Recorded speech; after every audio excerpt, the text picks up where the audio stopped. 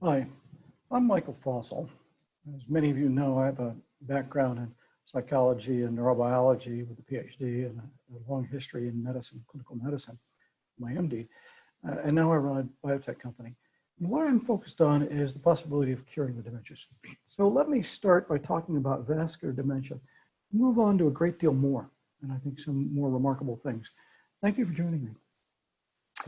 If we look at the dementias, there are a number of dementias, and we tend to single out vascular dementia for this conference. But there are a number of other related dementias that sort of overlap, sometimes clinically, sometimes histologically, including Alzheimer's, Parkinson's, frontotemporal dementia, and posterior cortical atrophy. But they're not alone. There's certainly many other similar syndromes. For example, I could add Lewy body dementia and so on, as well as atypical and mixed dementias. And in some sense, all of the dementias are mixed. That as we find, it's very seldom that we see somebody with vascular dementia without some signs of Alzheimer's or Parkinson's or other cognitive defects. As I say, reflected by more than simply histological abnormalities. But the converse is true too. We almost never see patients who have purely Alzheimer's without some vascular component or any of the other atypical or identified syndromes. And I think that what we really need to do is look at all of these various syndromes in a broader perspective and at a more fundamental level. And that would be to look at them all as age-related neurodegenerative diseases.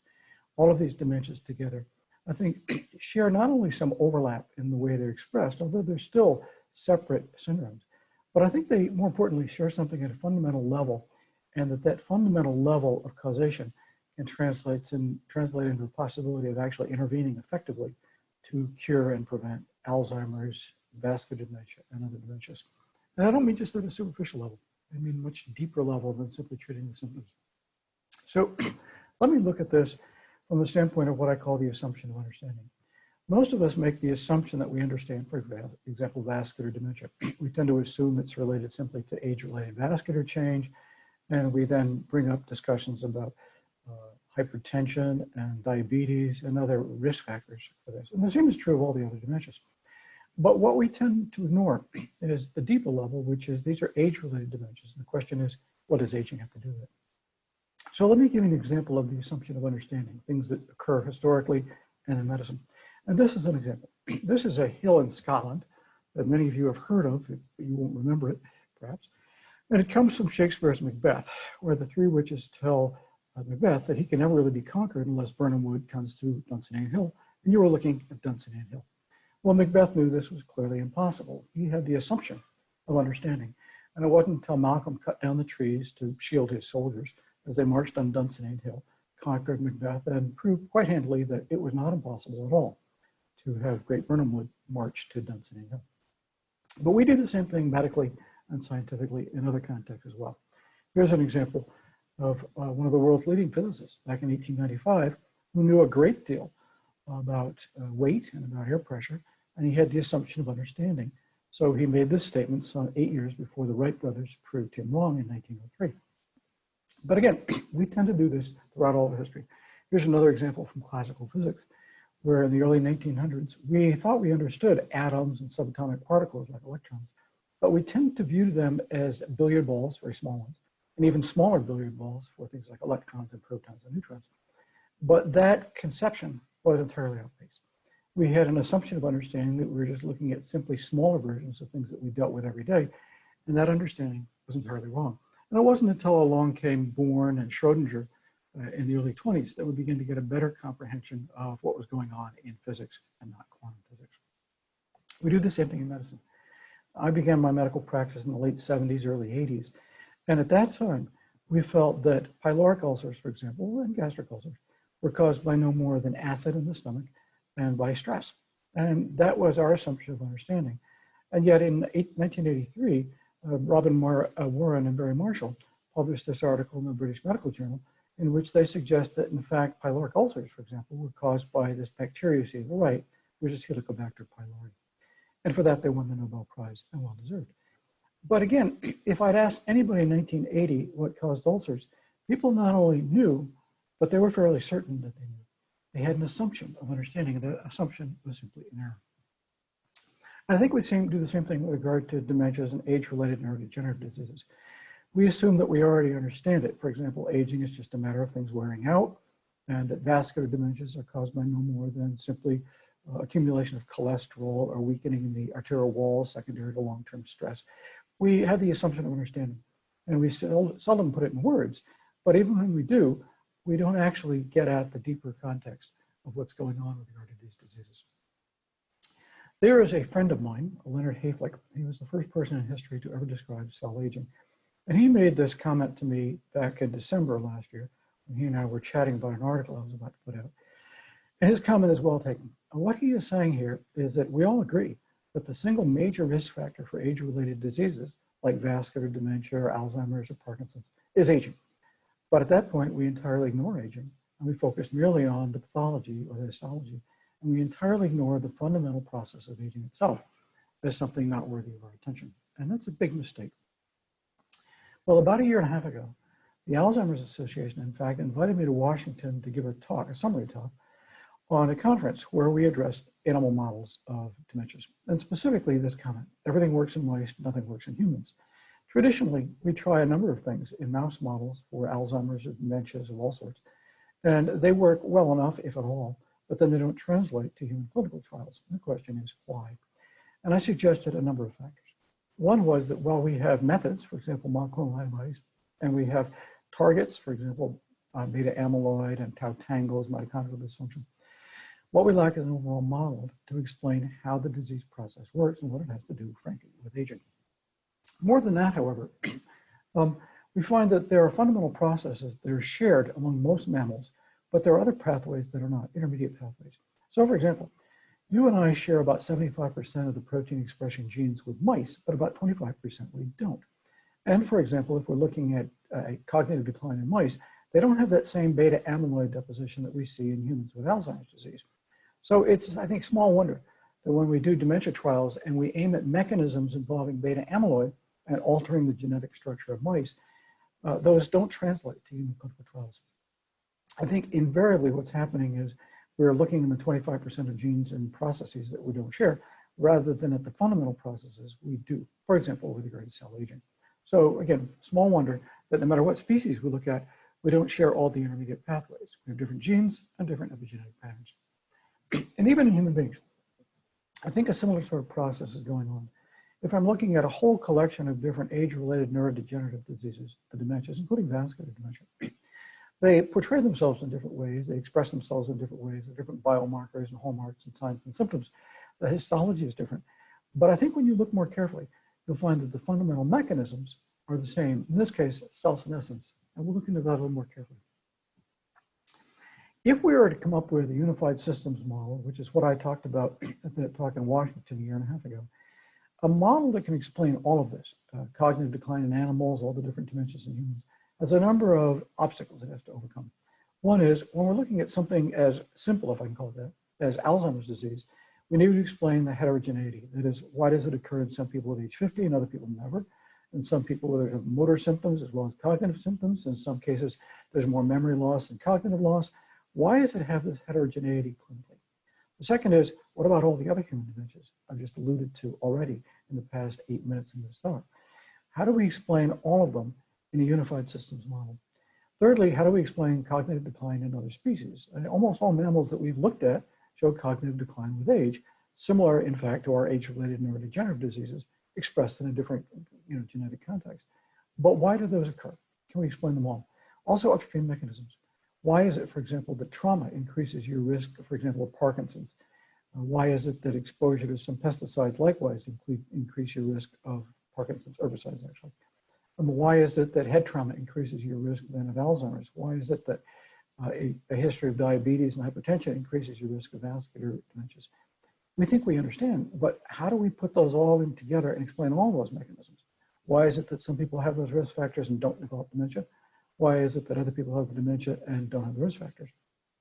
And also downstream biomarkers. Why are they all expressed in different ways? Why do some patients have beta amyloid plaques and some people have tau tangles? Why do some people have neither? Some people have both. With regard to vascular dementia, why those particular sets of arterioles? Why not others? Why exactly does this all happen? Those are the kind of things we need to look at. I think the other broader way to look at this is that we need to understand not simply the components of all this, but a broader systems model. To explain what I mean by a systems model, let me use an engineering example. You are looking at a Rolls-Royce Pearl 15 jet engine on the lower left. On the upper right, you're looking at a Trent 900 turbofan, which powers that Rolls-Royce jet engine. And in the foreground on the right, you're seeing a single fan blade from that Trent 900 turbofan engine. Well, a friend of mine came to me a couple of years ago and said that I had a systems view of age-related disease. And I asked him to explain what he meant. He said he had been responsible for overseeing the design of a lot of these components and systems you're looking at here. And he said, when that single turbofan blade fails, I do not ask simply what's wrong with that one turbofan blade. I ask what's wrong with that and other turbofan blades in the turbofan engine, in the Rolls-Royce jet engine, in the Airbus 380 at 15 or 35,000 feet, flying along at hundreds of miles an hour. That is, it's a systems problem. It is not simply any one of those components. It's how those components work together dynamically when they're in operation.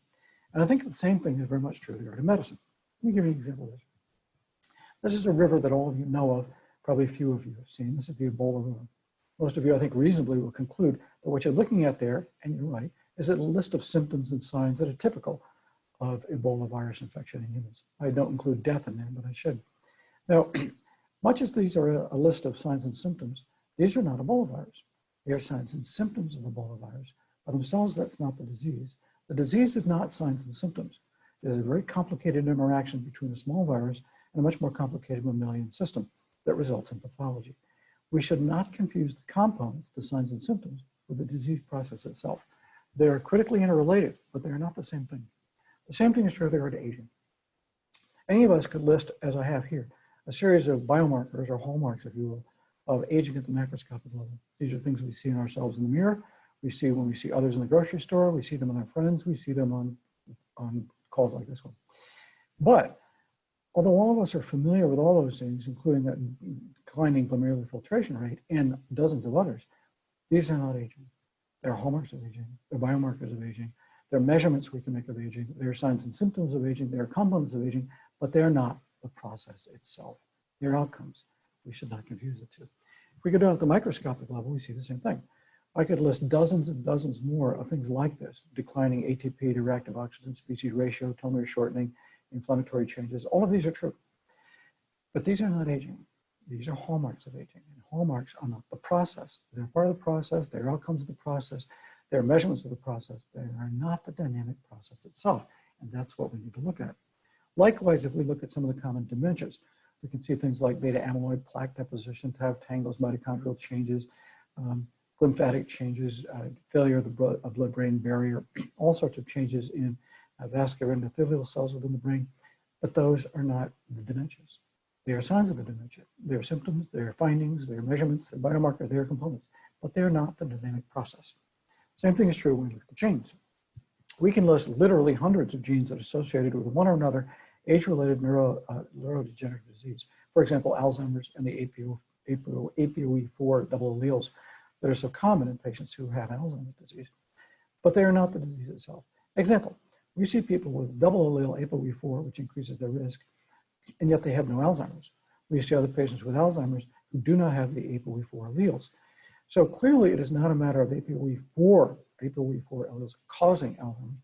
Likewise, no matter what other genes we look at, whether they're related to vascular endothelial changes, or whether we're looking at posterior cortical atrophy, what other genes we can find that are associated with those diseases are not the disease. They're components, they're associations, they're correlates, but they're not the disease. In science, we often say that if you can't measure it, then it's not science. And that's true, as far as it goes. On the other hand, if you don't understand it, then it's not science either. It is not simply enough to list the components, list the measurements, or otherwise. This has been true historically numerous times where people measured things. For example, planetary motion.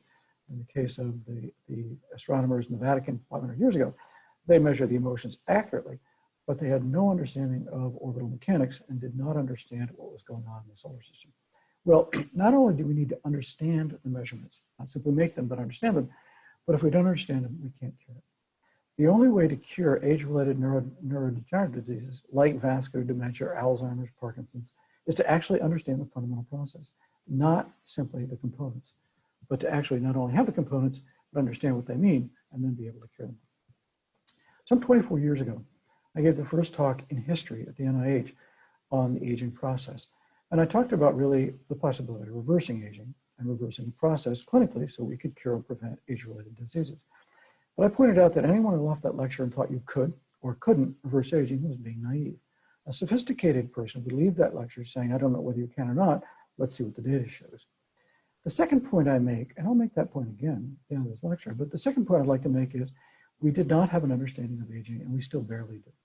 What I wanted to know is, what is aging? How does it work? Well, let me give you some examples of this. Here I've listed a couple of different species as images. Human beings typically live about 75 years. That's Coco, the gorilla who spoke sign language. I was her babysitter for about a year on every Wednesday.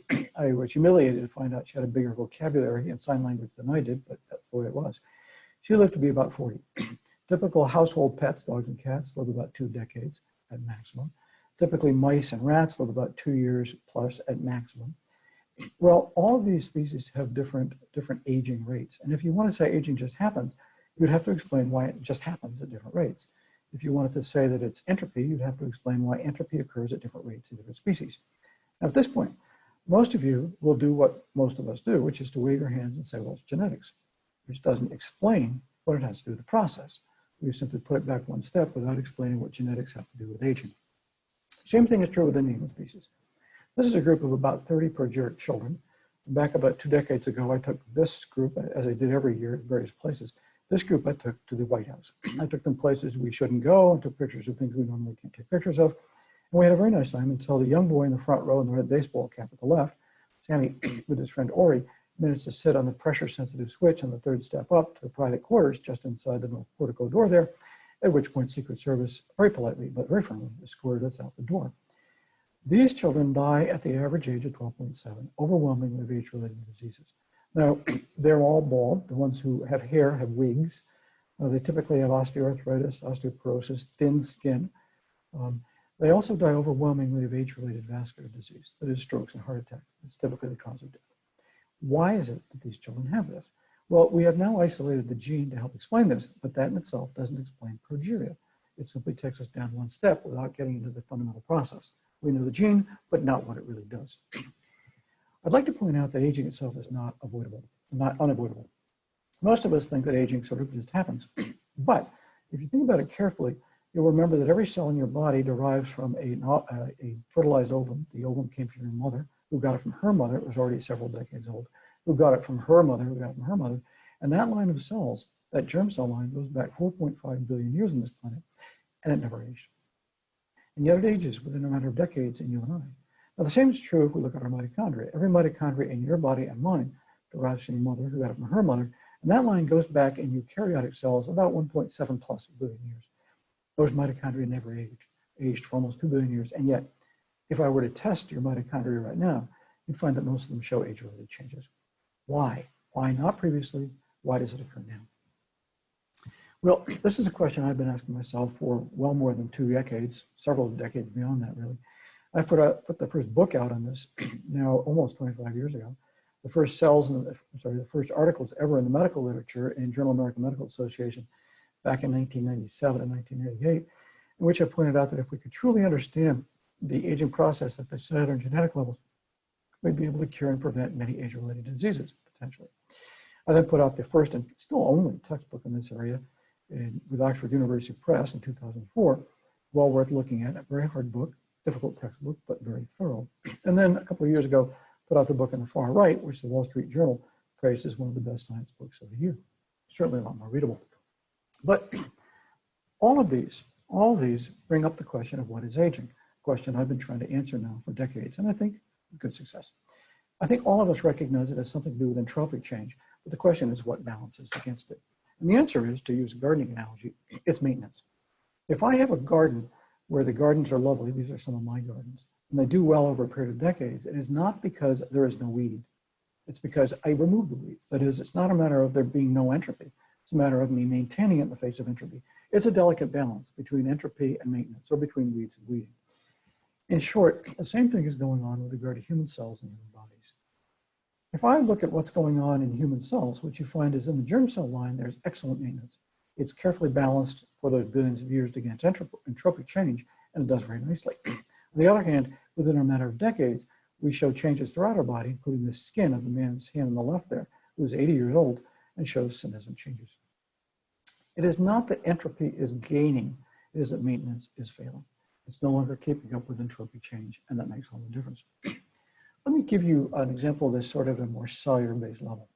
What we see in young cells is that every young cell, every different kind of young cell has its own pattern of gene expression, but the genes are the same. So this could be a typical scatter plot colored distribution of the gene expression pattern for any particular cell in my body when I was, say, 10 years old. Now, at that point, most of my cells have very long telomeres. But as time goes by, the telomeres shorten, and as we'll see, they change some of the pattern of gene expression. I'm now 69, and every cell in my body has the same genes, but a different pattern of gene expression. In fact, a dysfunctional pattern as things go by. And this is more true of some cells than others, and it depends on the particular cell we're looking at. But in all cases, what we're seeing is notable changes in the dysfunctional cells. I'd like to point out something before we go on, which is cell senescence is not the same as replicative senescence.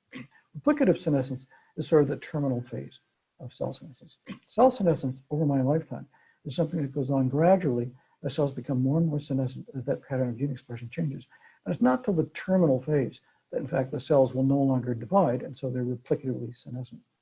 There's a lot of confusion. People often think of cell senescence as simply replicative senescence. Please don't make that mistake. To look at the role of the telomere, though, let me suggest another analogy, which is it's much like the conductor of a symphony orchestra. The difference between a young symphony orchestra, in a sense, and an old symphony orchestra is not the change in musicians and the change in instruments. It's the difference between the young symphony orchestra playing one tune and the old symphony orchestra playing another at the behest of the conductor.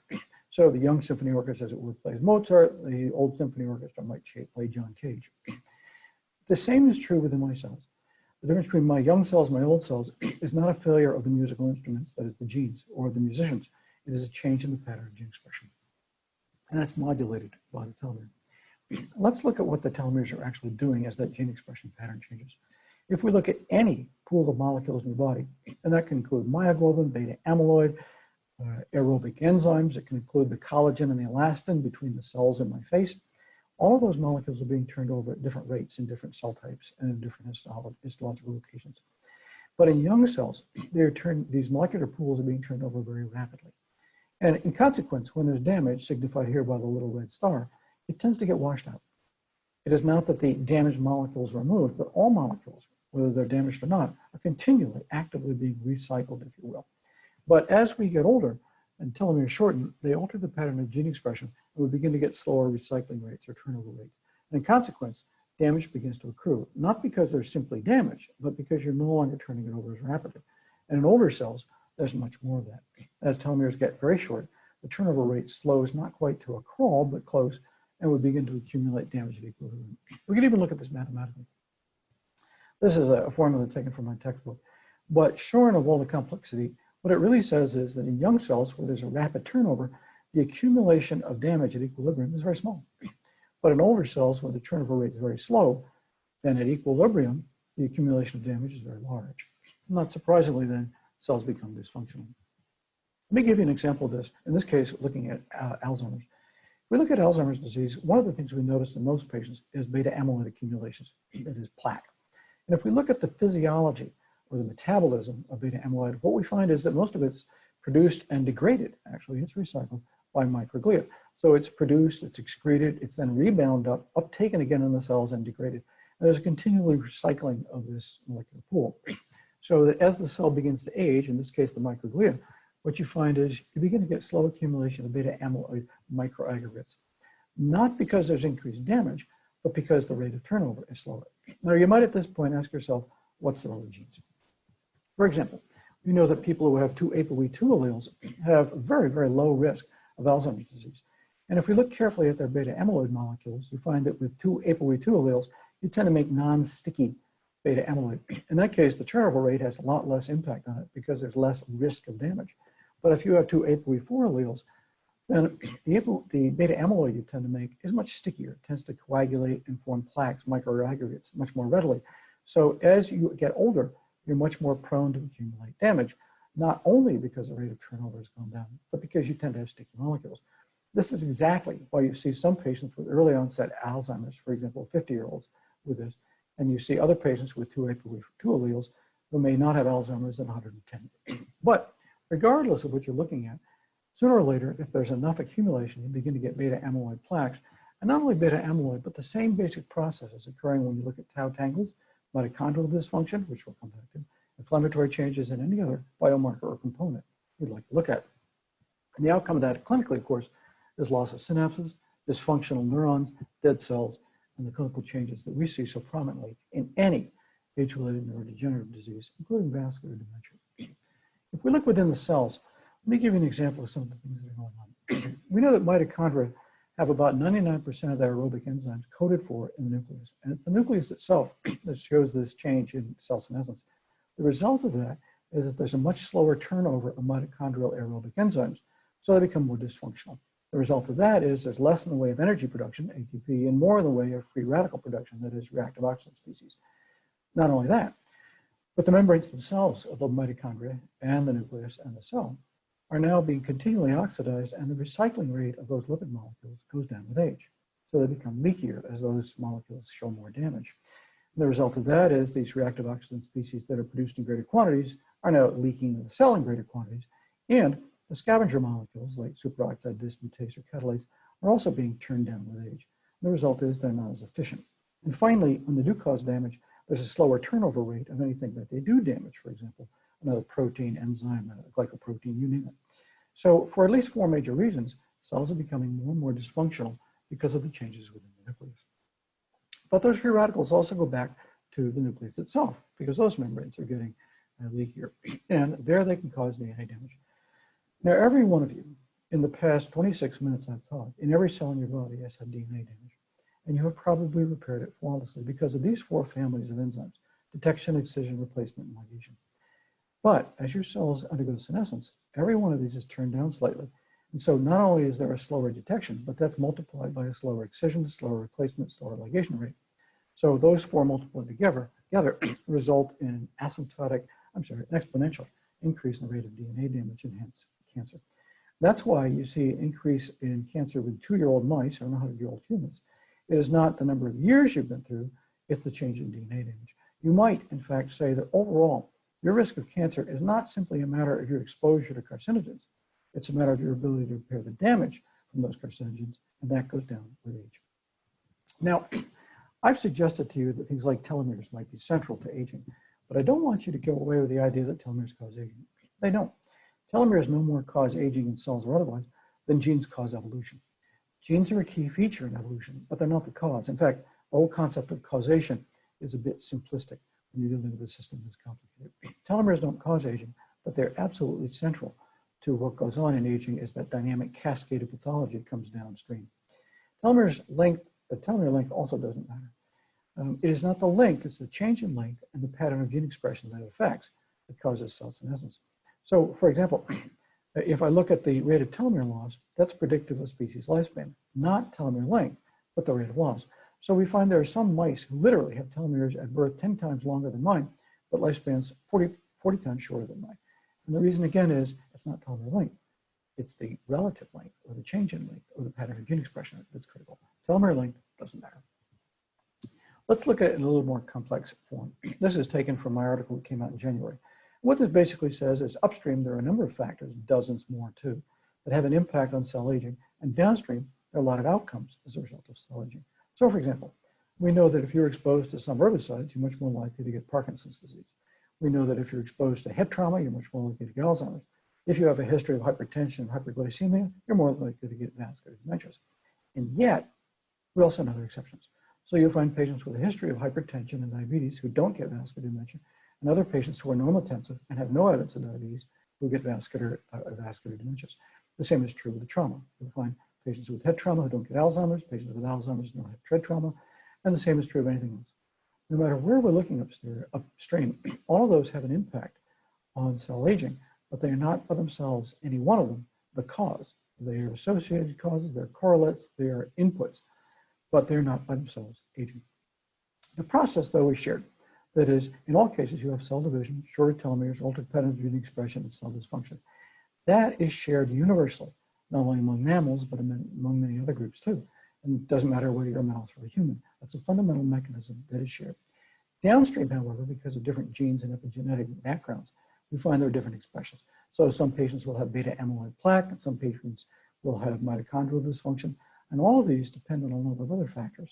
So the central mechanism is universal, is part of the system, but the upstream factors are different. The downstream factors vary in terms of the genetic and epigenetic landscape. Let me say that this doesn't matter. From my perspective, the question is not what causes all this, but what is the optimal point of intervention, both clinically and financially? And there, the answer is not the upstream or downstream targets. We have tried for as long as human beings have been around to affect some of the upstream targets. For example, infections, trauma, exposure to toxins, all of these can affect your risk of age-related disease, including the dementias. But you cannot prevent it. That is, no matter what I do in upstream targets, no matter how I, for example, control your blood pressure, diabetes, I don't bring your risk of vascular dementia to zero, but I do lower it. So these are not efficient targets. They're simply fairly reasonable targets. They're not the best. Downstream, the same is true. There have, for example, been more than 1,100 trials, interventional trials for Alzheimer's, none of which, although they affect some of the downstream targets, none of those have affected the course of the disease. So the most efficient point of intervention then is not this whole coterie of upstream or the whole gamut of downstream targets. It is cell aging itself, which is the fundamental process that hinges all of these diseases. And in fact, it's an efficient target. We have tried this on human cells, we've tried this on human tissues, and it works well. And we tried it on animals. And what we find is that when we reset using telomerase to reset telomere length, we reset that in animals, you can reset senescent cells, restore all neural function, and reverse cognitive decline in animals, which is why we intend to take this, obviously, to human trials. This article describing all of that, describing the single systems, unified systems model for age-related neurodegenerative disease came out in January. Within 2 weeks, it had generated more than 600 global requests for reprints and then was made free access. It also generated about 2-3 dozen invitations for me to give keynotes like this one and considerable interest for investments. We plan to take this to human trials in the next year or so and see if we can actually intervene, because that's the point of all this. Let me point out, though, again, that as I've always said to my residents and always said to the graduate students, logic is excellent, but data is better. We'll have to see what it shows when we take this to human trials. But I think that the days of saying that we cannot do anything about age-related neurodegenerative diseases like vascular dementia, Alzheimer's, Parkinson's, and so on, will soon be over. Let's see if we can do it. So thank you very much for joining me in this, and I hope you enjoy the rest of the conference very much.